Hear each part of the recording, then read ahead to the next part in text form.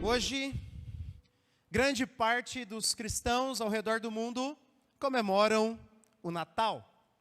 Apesar de sabermos que Jesus não nasceu no dia 25 de dezembro, sabemos muito bem disso, convencionou-se separar essa data para nos lembrarmos do nascimento do nosso bendito Salvador, do Senhor Jesus Cristo.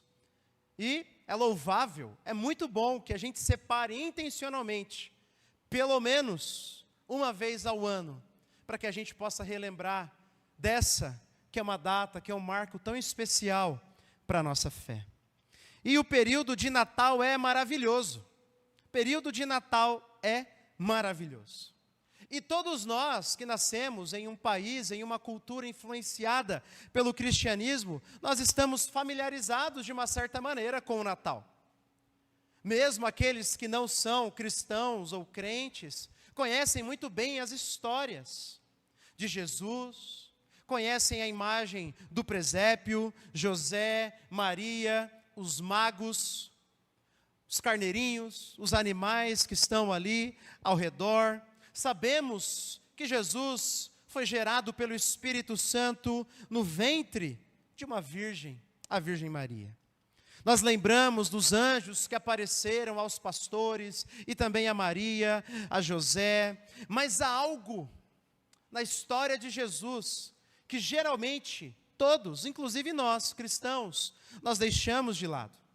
E isso é tão importante que 2 dos 4 evangelistas deixaram registrados a nós, que é a genealogia de Jesus Cristo. E eu gostaria que nós meditássemos nesse texto de Mateus capítulo 1, a partir do versículo 1, sobre a genealogia que Mateus registra acerca de Cristo. Mas antes, deixe-me explicar para você o que é uma genealogia. Bom, genealogia é a identificação dos ancestrais de uma pessoa. Para nós, a nossa cultura não faz muito sentido você identificar a genealogia, a não ser para aqueles que estão tentando tirar alguma nacionalidade aí, italiana, portuguesa, aí vão atrás, dos seus ascendentes. Mas a nossa cultura não valoriza isso.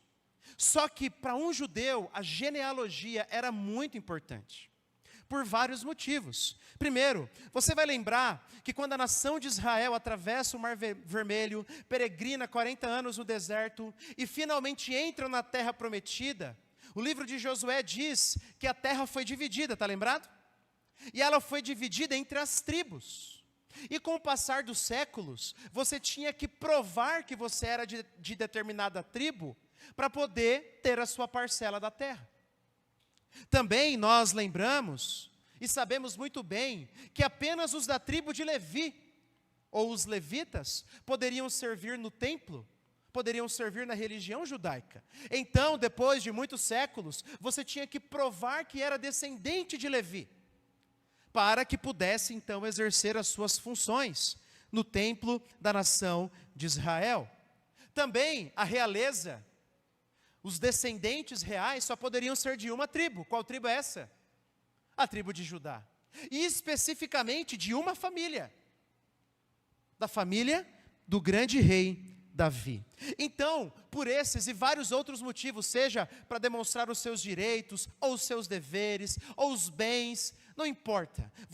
Era muito importante para um judeu registrar a sua ascendência. E por isso eles tinham registrados as suas genealogias. E é por isso então que Mateus ele tem o desejo de registrar a genealogia de Jesus. Ele quer mostrar quem é esse Cristo, o Messias prometido, que é quem ele vai agora narrar a sua história.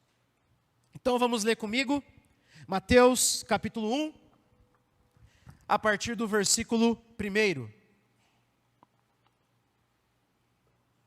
Diz assim: livro da genealogia de Jesus Cristo, filho de Davi, filho de Abraão. Abraão gerou Isaque, Isaque gerou Jacó, Jacó gerou Judá e os seus irmãos. Judá gerou Pérez e Zera, cuja mãe foi Tamar. Pérez gerou Esrom, e Esrom gerou Arão. Arão gerou Aminadab. Aminadab gerou Naasson.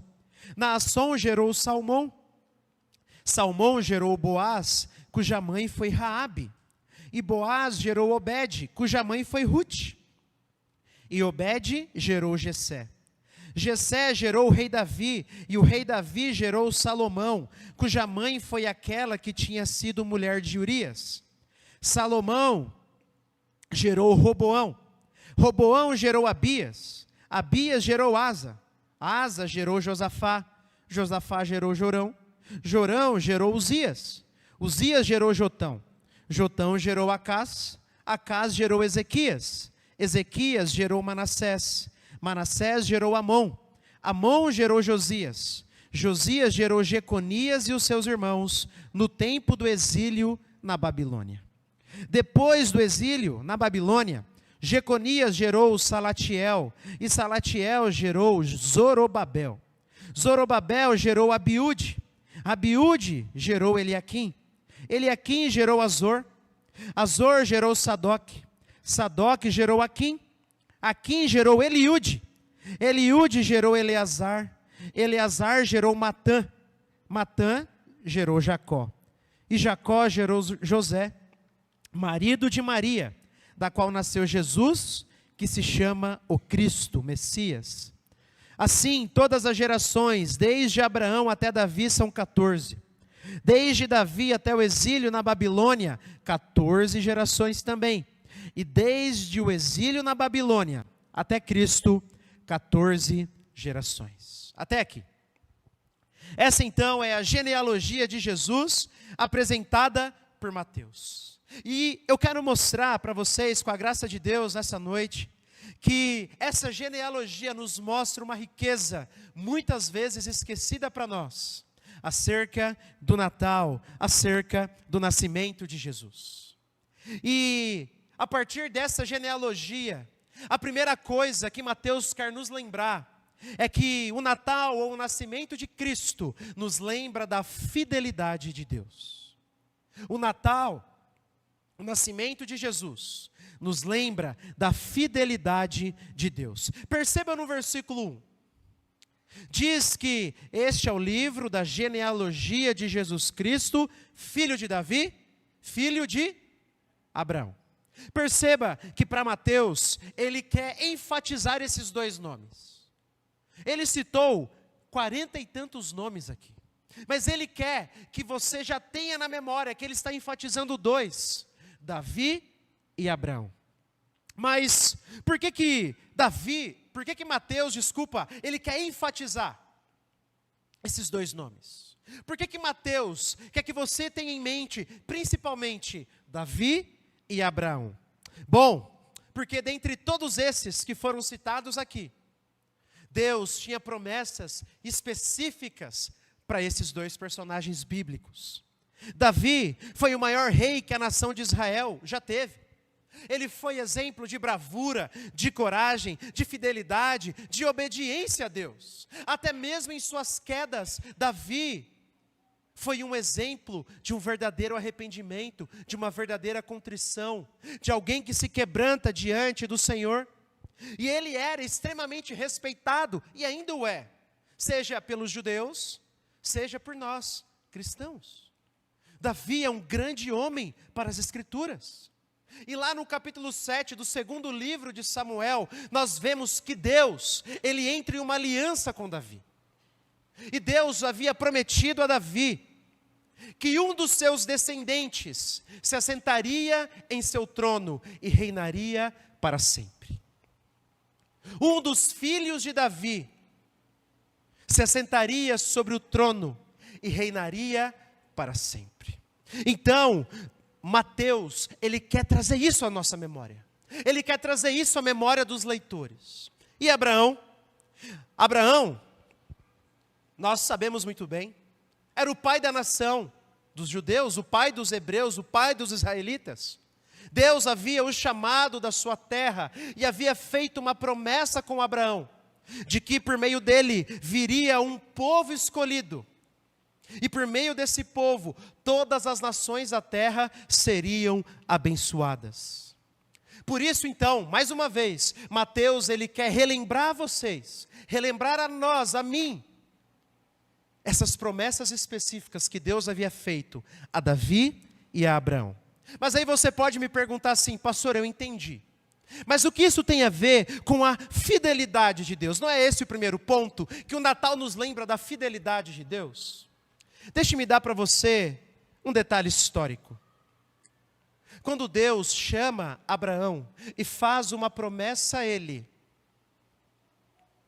provavelmente nós estamos falando de aproximadamente 2000 anos antes do nascimento de Jesus. 2000 anos antes do nascimento de Cristo, Deus se revela a Abraão e faz uma promessa a ele. Uma promessa que todos os descendentes de Abraão relembravam e ansiavam, esperando o seu cumprimento. E Davi, quando Deus então faz uma aliança com Davi, provavelmente, aproximadamente, nós estamos falando de 1000 anos antes de Cristo. Por 1000 anos, a nação de Israel esperou o descendente de Davi, aquele que viria e se assentaria no trono de seu pai, para reinar sobre todo o povo de Deus. É por isso que o Natal nos lembra da fidelidade de Deus. Promessas que Deus havia feito há milhares de anos, estavam sendo cumpridas agora pelo nascimento de um bebezinho, que tinha por nome Jesus. Por isso que Mateus, ele também registra uma genealogia. Sabe por quê? Porque genealogias mostram que nós não somos a última bolacha do pacote. Nós temos a tendência de achar que nós somos, assim, basicamente os melhores daquilo que o povo de Deus já teve. E tendemos a esquecer daqueles que vieram antes de nós, mas a genealogia vem para nos mostrar que Deus tem sido fiel geração após geração. E por milhares de anos, os descendentes de Abraão esperaram a promessa que agora Mateus está narrando para nós. Por isso, meu irmão, deixa o Natal te lembrar da fidelidade de Deus. Deixa o Natal te lembrar que Deus é fiel às suas promessas. Que Deus cumpre aquilo que Ele prometeu. Em que área da sua vida você precisa se lembrar que Deus é fiel hoje e você precisa se alimentar de suas promessas? Talvez você esteja passando por dificuldades financeiras, final de ano. Talvez você não está conseguindo fechar as contas, está desempregado. Você precisa se lembrar da promessa que Paulo registra no 4º capítulo de sua carta aos Filipenses, em que ele diz assim: o meu Deus suprirá todas as necessidades de vocês, de acordo com as suas gloriosas riquezas em Cristo Jesus. Talvez você precise se lembrar de que Deus promete sustentar os seus. Talvez por meio de uma doação, por meio de uma oferta, Deus pode usar infinitos meios, mas Ele cumprirá a sua promessa. Ou talvez uma dor profunda esteja atingindo o seu coração e você esteja enfrentando uma crise terrível. Esteja enfrentando uma crise sem tamanho.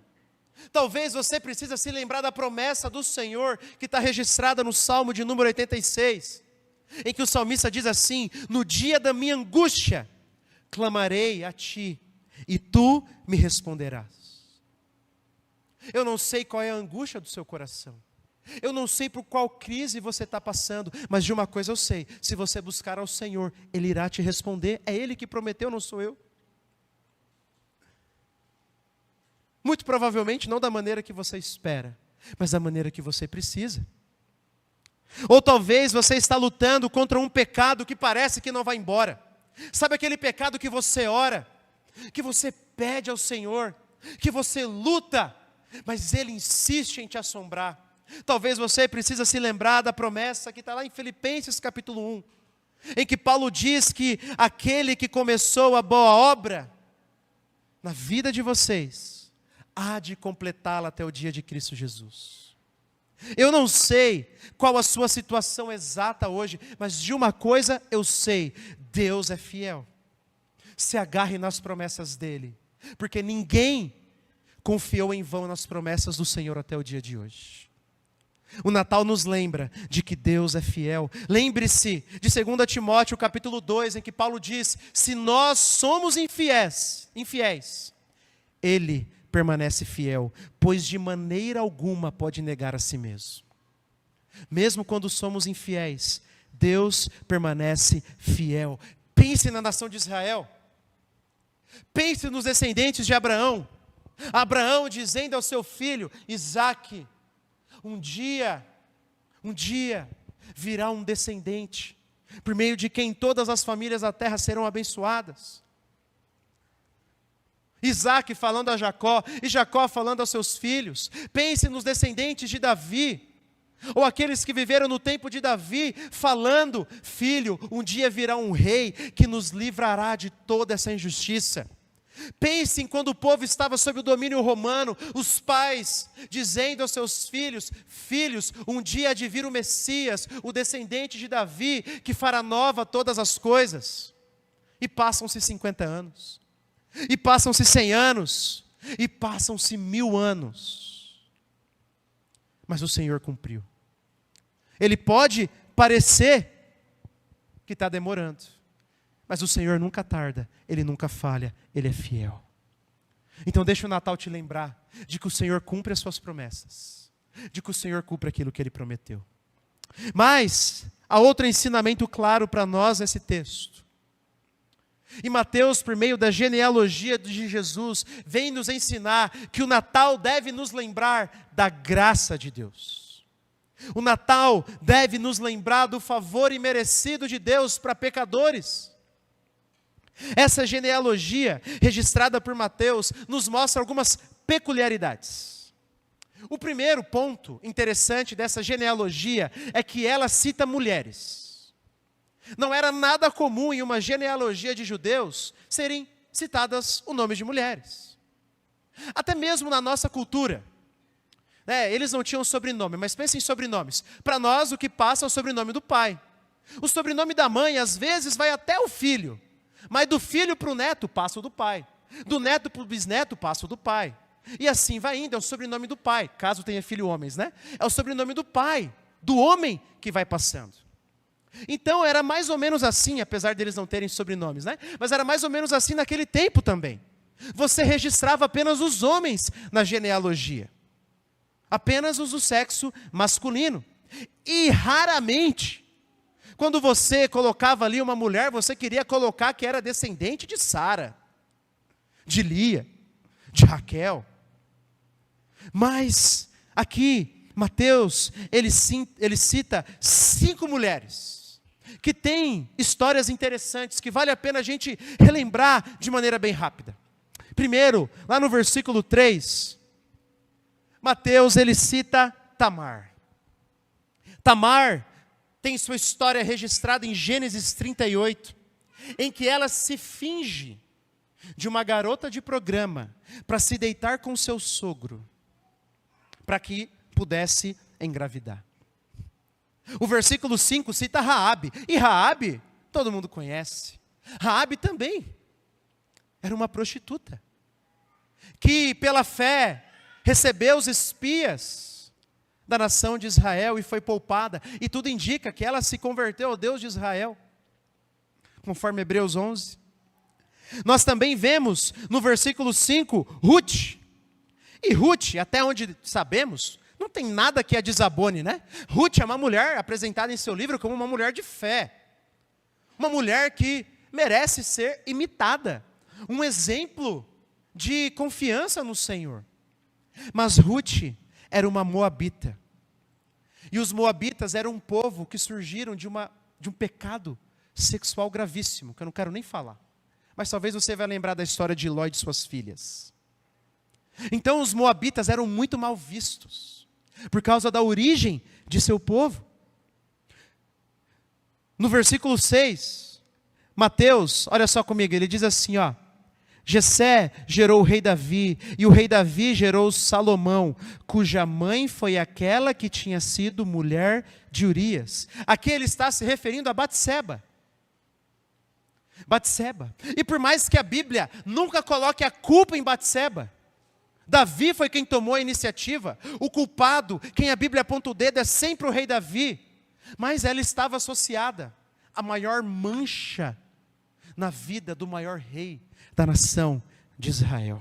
Por mais que tudo indica que ela fosse uma vítima nessa história, a sua história era manchada. Estava associada à maior queda do grande rei. E por fim ele cita Maria. E aí você diz assim, Léo, Maria não tem nada contra ela também, né? Igual Ruth. Verdade, nada contra Maria. Apesar dela se referir a Jesus como seu Salvador em seu cântico, no livro de Lucas, mostra que ela se considerava uma pecadora, que precisava de um Salvador. Não há nada que desabone o caráter de Maria, muito pelo contrário. Uma mulher que devemos também imitar a fé, a obediência, a entrega ao Senhor. Mas ela engravidou antes do casamento. E você talvez vai lembrar da história, que José queria deixá-la, lembra? E aí o anjo aparece para José e diz, José, calma. O que está ali sendo gerado dentro dela foi pelo Espírito Santo.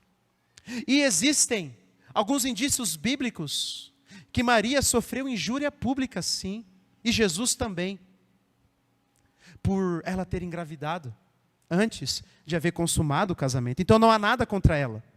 Mas provavelmente naquele período ali, Maria pode ter sofrido sim, algum tipo de calúnia. E então, todas essas mulheres, de alguma forma, tinham algum estigma sobre si. Seja por causa de seus pecados, como Tamar e Raabe. Seja por causa dos seus supostos pecados que não tinha, né, como Maria, que não engravidou antes do casamento por causa de um pecado. Ou seja por causa do pecado dos outros, como Batseba e Ruth, dos seus ancestrais. Mas o fato é que todas elas tinham algum estigma sobre si. E a maioria delas nós não iríamos querer registrar em nossa genealogia. Não é verdade? A maioria delas nós não iríamos querer registrar em uma genealogia. Você queria registrar em sua genealogia caso você tivesse uma garota de programa?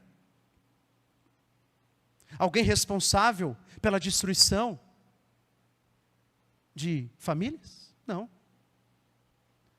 Então, Mateus, ele faz questão de colocá-las aqui. Mas nós não podemos falar apenas as mulheres. Tem muito mais homem muito pior aqui. Às vezes, quando a gente vai fazer escuta estudos da genealogia, e a gente foca só nas mulheres, aí parece que Mateus só registra mulher ruim aqui, né? Tirando Maria e Ruth. Mas vamos lembrar que os homens fizeram coisas muito piores, né? Começando por Abraão.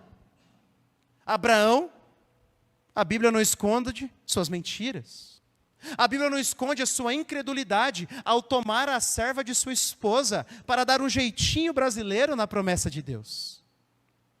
Jacó, então, nem se fala, né? Se fôssemos contar os pecados de Jacó registrados na Bíblia, ia faltar dedo do pé e da mão. Judá, com quem Tamar se fingiu de garota de programa para se deitar, Judá, vamos lembrar, é ele que vai pelo caminho e quer se deitar com uma mulher. É ele que vai lá pelo caminho. E Judá também a gente não pode esquecer. Ele é quem pegou José junto com seus irmãos e quis matá-lo, lembra? E depois vendeu o seu próprio irmão como escravo e ainda mentiu na cara de seu pai. Você já imaginou, pai e mãe? Um filho seu vender a sua irmã ou seu irmão como escravo e passar anos mentindo na sua cara? Esse é Judá. Esse é Judá registrado aqui. Também não podemos esquecer de Salomão.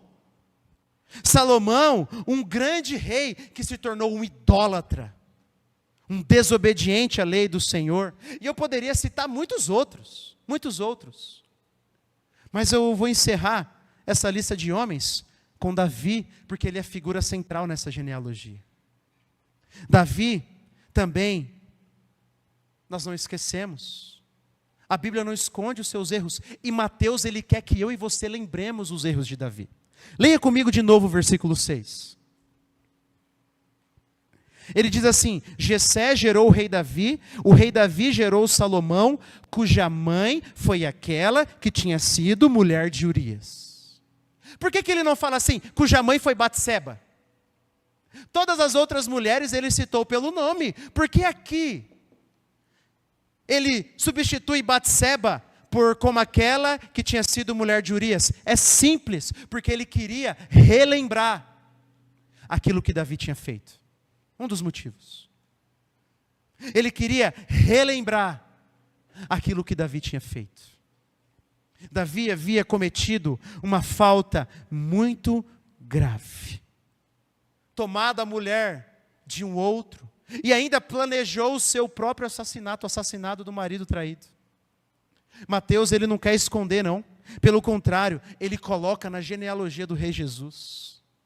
Na genealogia do próprio Cristo. Mateus não quer passar pano para Davi. Existem sim pessoas nessa genealogia que podemos chamar de piedosas. Outras, nem sabemos muito a respeito, principalmente ali depois do exílio da Babilônia. Mas outras, como eu citei, são pessoas que muitos de nós aqui nem chegaríamos perto. Muitos dos crimes cometidos aqui por Davi, por outros, por Judá, pelos seus irmãos, fariam eles estarem atrás das grades hoje, né? Eles estariam presos se fosse hoje. São pessoas que muitos de nós aqui menosprezamos. Que muitos de nós aqui nem queremos chegar perto, se fosse hoje em dia. Mas são pessoas que estão registradas na genealogia de Jesus. E por que Mateus faz isso?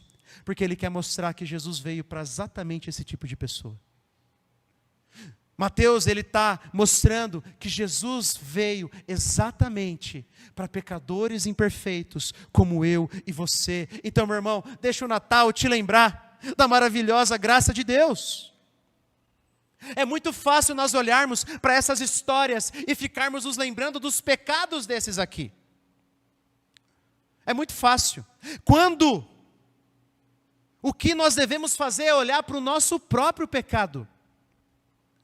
Se você se rendeu a Cristo pela graça de Deus, você também faz parte da família dele agora.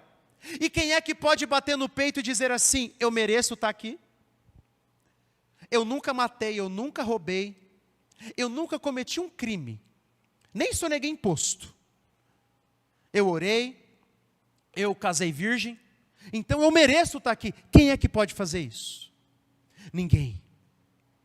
Ninguém. Ninguém pode bater no peito e dizer, eu mereço estar na família de Jesus. Foi o próprio Cristo quem disse, eu não vim chamar justo, e sim pecadores ao arrependimento. Jesus nasceu para os doentes, para os pecadores, e não há pessoa mais longe e distante de Cristo do que aquela que acha que merece a atenção dele. Do que aquela que acha que merece as bênçãos dele. Então deixa o Natal te lembrar, meu irmão, da graça de Jesus, da graça de Deus. Hebreus capítulo 4 diz que Cristo, ele se compadece graciosamente das nossas fraquezas. Nós temos a tendência de achar que quando tudo está indo bem, Jesus está do nosso lado. Mas aí, quando a gente tem um tropeço, quando a gente está passando por alguma prova, quando a gente cai em algum pecado, a gente tem a tendência de achar que Jesus se afastou de nós. Você imagina se essa fosse a lógica de Cristo? Ele nunca teria vindo ao mundo. Você imagina se a lógica de Cristo, a lógica de Deus fosse igual à nossa, quando nós dizemos para os nossos filhos assim, para você ganhar presente de Natal, você tem que merecer, você tem que obedecer.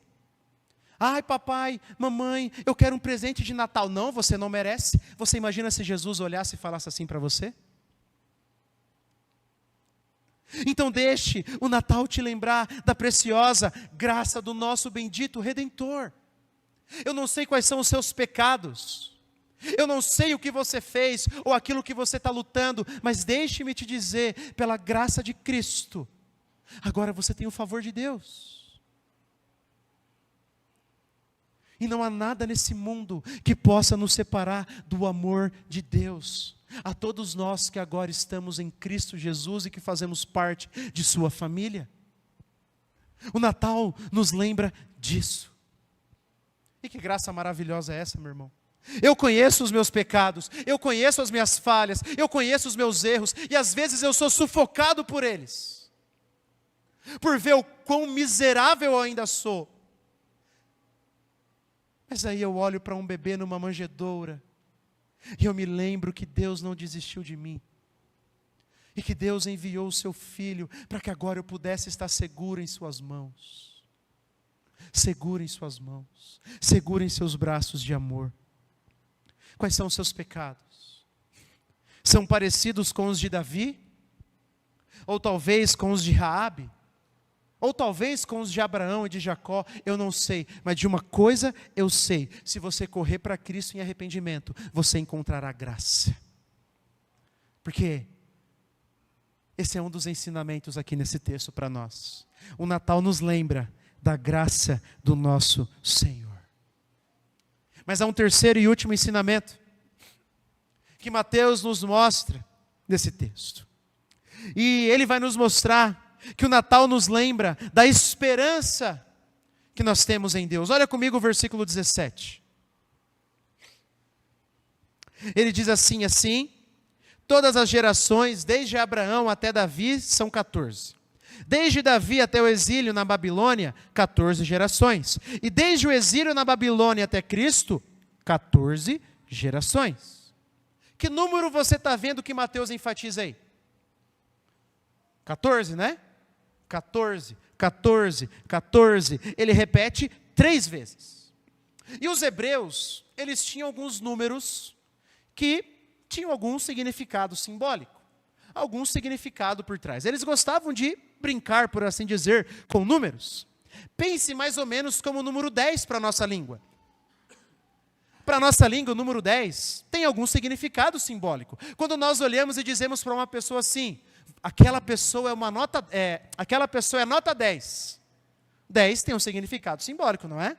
A gente está querendo dizer que aquela pessoa é legal, que aquela pessoa é gente fina, gente boa.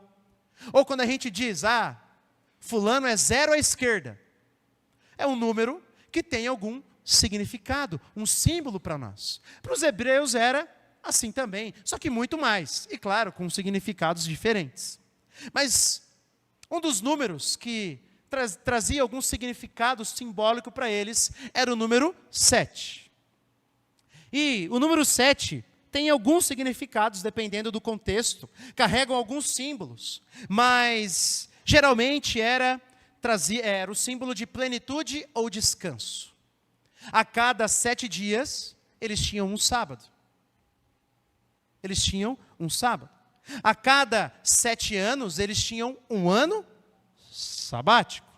E a cada 7 vezes 7 anos, ou seja, a cada 7º ano sabático, eles tinham o ano do jubileu. Então o número 7 trazia essa ideia de plenitude, de descanso, né? Quando Deus cria o mundo e descansa no 7º dia. Então, a cada 7 dias, um sábado. A cada 7 anos, um ano sabático. E a cada 7 vezes 7 anos sabáticos, nós tínhamos o ano do jubileu. O ano do jubileu. E o ano do jubileu, ele era um ano em que, basicamente, se eu pudesse resumir em uma palavra, era um ano de recomeços. Então, a cada 49 ou 50 anos, a nação de Israel deveria, mais ou menos, como dar um restart. Aqueles que haviam adquirido dívidas, essas dívidas deveriam ser perdoadas. Aqueles que estavam escravizados deveriam ser soltos. Aqueles que tiveram que vender as suas terras, as famílias que tiveram que vender as suas terras por dívidas, poderiam retornar às suas terras.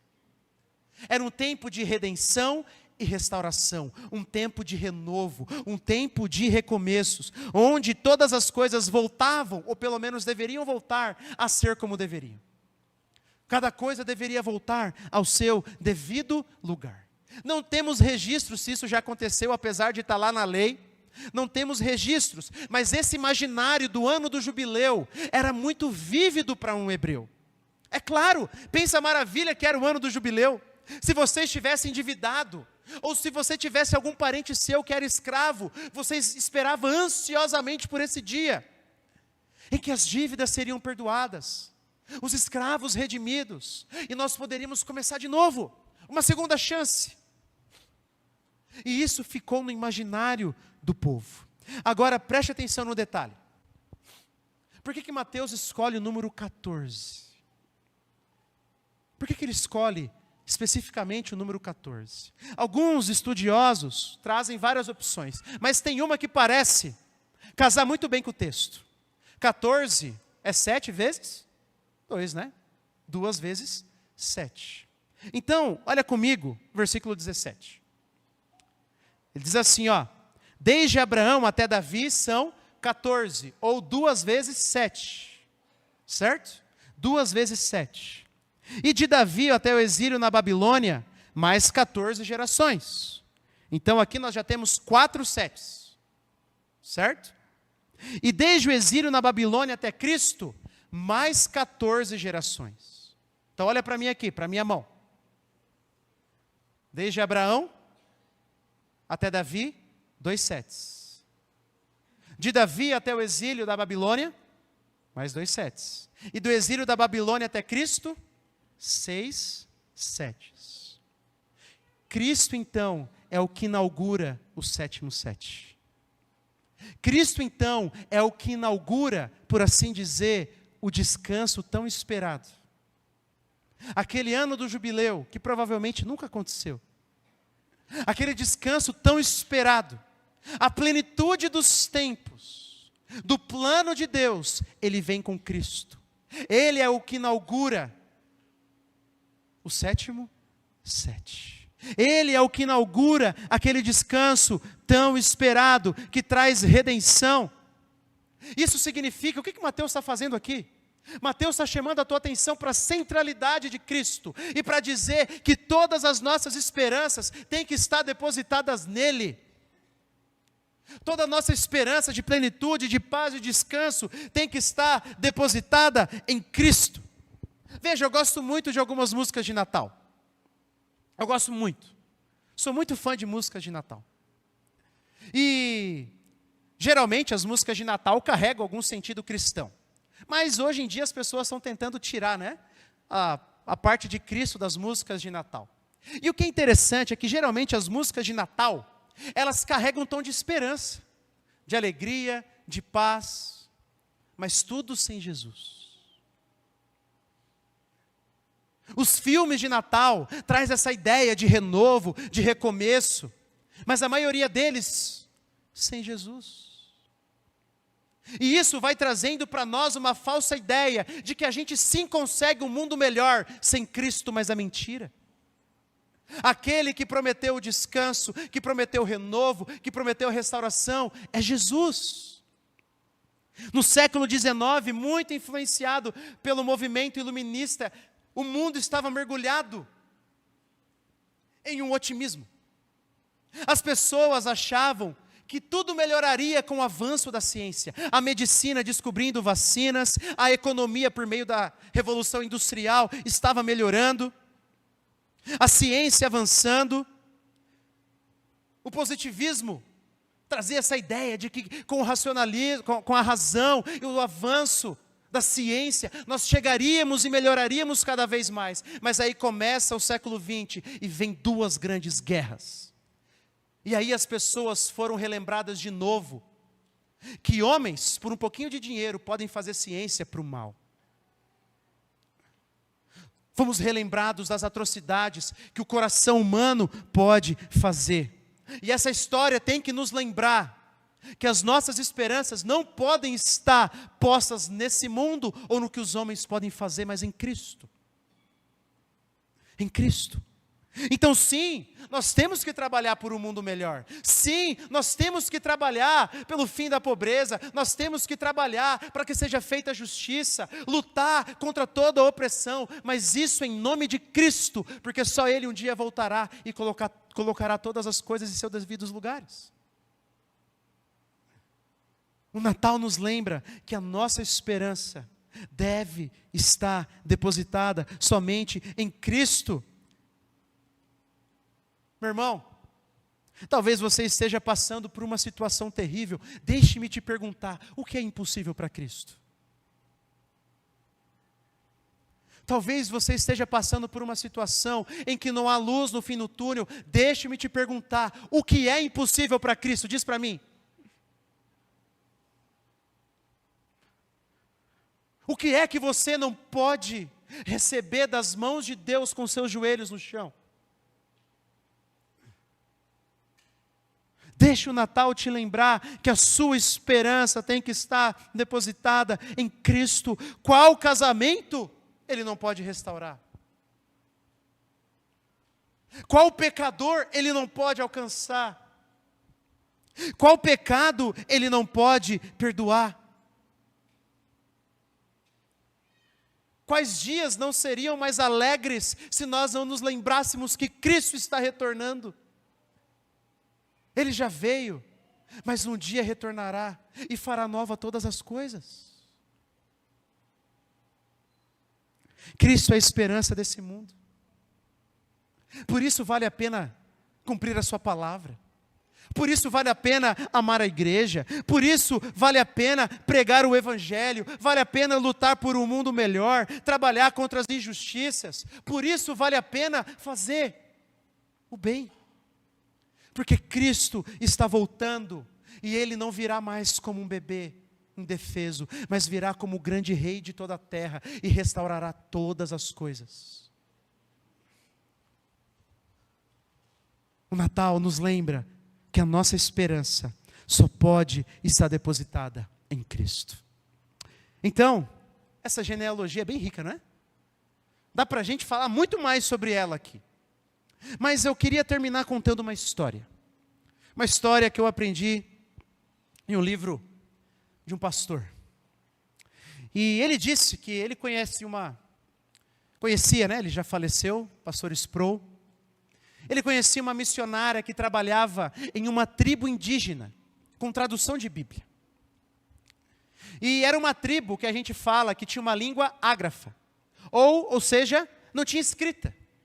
Como é que as pessoas vão poder ler a Bíblia se elas não têm nem grafia? O alfabeto delas não tem nem letras. Então, os missionários são treinados para isso, de tradução de Bíblia. Eles vão, eles aprendem a língua, eles então estudam, fazem o alfabeto, ensinam o povo a escrever, a ler e a escrever, e aí então eles começam a traduzir a Bíblia. E depois de 10 anos de trabalho, essa missionária começou a escrever o Evangelho de Mateus. E ela estava tão ansiosa, mas tão ansiosa, que ela pulou a genealogia. É igual a gente na nossa leitura da Bíblia, né? Duvido que você lê 1 Crônicas. Duvido, você pula. Mais ou menos assim. Ah, não tem muita importância a genealogia. E aí ela pegou e pulou, ela estava com pressa, claro, ela queria que o povo tivesse o Evangelho de Mateus em mãos. E aí ela vai lá, traduziu o Evangelho de Mateus, mandou para o seu local de origem, para que fosse imprimido, para que fosse impresso. Então eles trouxeram em caminhões. E quando os caminhões chegaram, o povo ficou mais impressionado com o caminhão, que eles nunca tinham visto, do que com a Bíblia, do que com o Evangelho de Mateus. E aí ela ficou frustrada. 10 anos de trabalho. 10 anos de trabalho. Todos nós ficaríamos. Então ela foi se debruçar de novo. E ela foi fazer uma segunda edição do Evangelho de Mateus. E aí dessa vez, nessa segunda edição impressa, ela decidiu colocar a genealogia. E então ela foi falar do Evangelho de Mateus para o chefe da tribo. E aí logo que ela começa pela genealogia, diz que o chefe da tribo parou e falou assim, para. Então quer me dizer que esse Jesus que você está falando aí, realmente existiu? Ele tinha pai, ele tinha avô, ele tinha bisavô, ele tinha trisavô, ele tinha tataravô. Ele era uma pessoa que realmente existiu? E a missionária disse, sim, é claro. Então ele admitiu: eu achei que você estivesse contando a história de alguém que não existia. De alguém que não existia. E aí, quando ele entendeu, por meio da genealogia de Mateus, que aquela missionária estava pregando alguém que de fato existiu, diz a história que o líder daquela tribo, história verdadeira, tá? Se entregou a Cristo. E depois a tribo também começou a seguir Jesus. A genealogia, meu irmão, serve também para ilustrar algo. Que o que está registrado aqui são fatos. É a história verdadeira. É a história verdadeira. Genealogia serve para mostrar que Jesus foi uma pessoa real. Que Jesus foi uma pessoa que realmente existiu. Que há 2000 anos atrás, aproximadamente, a segunda pessoa da Santíssima Trindade, o Deus Filho, se encarnou na pessoa de Cristo. Na pessoa de Jesus. E nasceu como um bebê. Eu sei que as histórias, os filmes e muitas músicas de Natal passam a sensação de que a gente está em um grande conto de fadas. Mas deixe-me te dizer, essa aqui é a história verdadeira e verídica. Para você que está aqui hoje, e talvez tenha dúvidas sobre se isso é verdadeiro, deixe-me te dizer, essa história de fato aconteceu, e tudo que está aqui é verdadeiro. Venha Cristo, desfrute da misericórdia, da graça, do perdão, da esperança e da fidelidade que nós vimos aqui. E a você, meu irmão, que já está em Cristo, eu digo, ame mais a esse Senhor Jesus. Não transforme Jesus apenas em um programa de domingo. Transforme Jesus no centro da sua vida, no centro da tua história. Jesus é quem dá propósito à nossa vida, propósito à nossa existência. É quem dá sentido a toda a história. Jesus é quem nos deu tudo. Por isso nós devemos entregar tudo diante dele. Ame a esse Senhor Jesus. Porque há 2000 anos atrás aproximadamente ele veio. Mas um dia ele retornará. Então desfrutaremos do seu reino de paz, amor e alegria para todo sempre. Mas somente aqueles que se ajoelham e adoram o grande Cristo, o grande Rei, filho de Davi, filho de Abraão. Amém? Cristo é nosso tudo. Cristo é nosso tudo. Sem Ele não temos nada. Sem Ele não podemos nada.